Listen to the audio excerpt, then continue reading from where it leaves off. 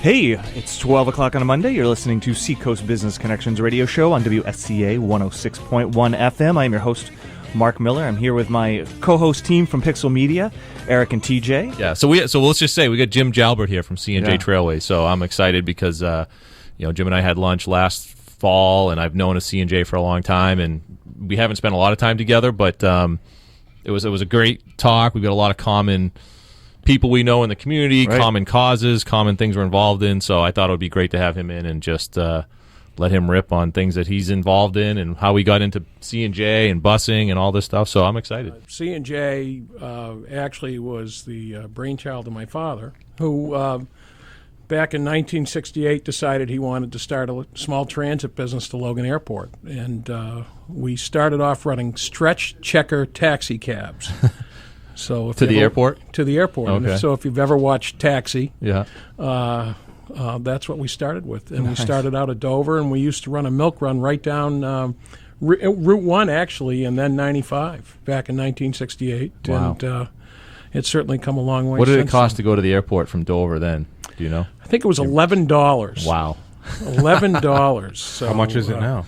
The one-way fare is $24. So if you look at the economics of the whole thing, it's not even an inflation adjustment. Wow. Yeah. I mean, I'll be honest with you. I remember walking into his office about 4 days after he died, and before I walked in the room, I was frightened because I didn't know what I was going to do. I didn't know how I was going to handle the thing, and I had a very cursory understanding of it. But here I am a few years out of high school going, oh, my God, I've got, at the time, 25 employees and 12 pieces of equipment, and here we go. And Wow. I would have situations where I would say, gee, what would Dad do? What would my dad have done? Yeah. Well, It's a Wonderful Life. What would Dad do? And so I'd open files and look for situations and look for letters and basically my entrance into the business world was through his legacy or his history of sorts, because it was all there. I just had to reach out and touch it. Portland's like a commuter town to Boston to you. I mean that's what you're serving is this commuter crowd that wants to go to Boston every day. Big commuter crowd to go to work. Yeah. Big crowd to go to work at Logan Airport, which a lot of people don't realize. Oh, okay. We transport a lot of people every day who are flight attendants and pilots who are going to work, or people who work for the TSA, and then a big leisure crowd and a business crowd that fly out of Boston or go take Acela to New York City or do their business in Boston. Okay, so it's business and like the tourist. I go by the parking lot, and vacation weeks, it's madhouse. It's packed. Yeah, crazy. Yeah. From a commuter standpoint, Newburyport's our biggest, though. Newburyport, over 700 people a day go to work in and out of that place. Wow.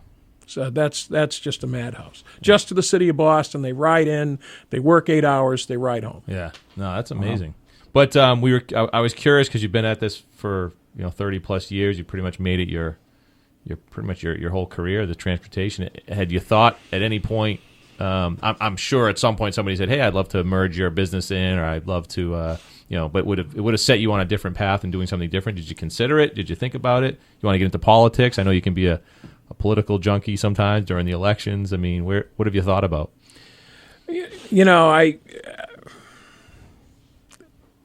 I wake up every morning and I still want to do this. Yeah. And I mean, there are some days like you just gave the weather, and I just rolling my eyes thinking about buses on the what road is it going to mean and to ice you storm and what happens tonight. But that happens every night. Yeah. And so I still love it every day. I have no intentions of getting out of doing it. Have I had opportunities to? Yes, I have. But for me, it's all about the people, and it's all about making the thing work and making it right. I mean, I think a lot of people are driven to business from a monetary, to succeed solely from a monetary standpoint. Yeah. But when we bring people into work, I always say, just focus on the success, focus on doing the job, and it's all going to follow. And that's what I have always prescribed to with the company, and because of that, I still get a kick out of doing it every day. TJ, I've had more fun with New York. I mean, I'm having a ball with this New York service, and we're going to make a couple of major announcements on a service. Well, I told you we're going to add service, but we're going to make another announcement probably in the next 60 days on a change to New York that's going to really be good for the company. You don't want to make that right now? I don't want to make that right now. But the interesting thing here, Jim, is that you were really quiet for a while about your charitable work, and then you kind of had a change of heart, I think, centered around the fact that you knew that it would help your business, and the better your business did, the more sort of charity you were able to give. I think at the end of the day, it does a couple of things. It will help promote the company, but first of all, I'm getting to do what I want. Number one is I'm getting to give back, which, when you work hard your whole life and when you scrap to get by and then you go to the next stage of your life and start enjoying some successes and then you do better and better as time goes on. If you're a good Samaritan, if you want to give back, you now have the capacity to do it. And we have some capacity to do that now, and so we've been doing it, and we're having fun with it. It's we did Big Brothers Big Sisters. I said it was a gas. What a great organization, Preston Park. They make a difference. Same with the park. So I have a question for you because I know we have a few minutes left. So you've been in the area a lot, done quite a few unique things. What advice do you have for somebody in their 20s or 30s that's, at one of those big frustration points and starting and running and getting a business going? I mean, as you know, there's those sort of critical touch points in a business when, you wake up thinking that, maybe it was easier not being at the helm of something. So what's your advice for somebody out there right now and what's going on and sort of pushing through and sticking with what their goals are? I think that. Yeah, that was a doozy. I apologize. No, I think there are some. I think there are some younger people today who have, and this is a tough answer, but I think it's real, that have a sense of entitlement, and that don't want to go out and work like you guys did, like I had to. And then there are some people who really want to work hard. So for the people who really want to work hard and make a difference, I think the first thing they need to do, regardless of the idea, is start asking questions of people who've been through it. I can tell you right now, my mother gave me a great opportunity, but had I not run with it, had I not pushed the envelope, I probably wouldn't be sitting here today. Well, it still took you, right? Yeah, I mean, you still have to. Well, it took the people that I'm with too. I'll tell you, I've got a great crew, and we defied the industry.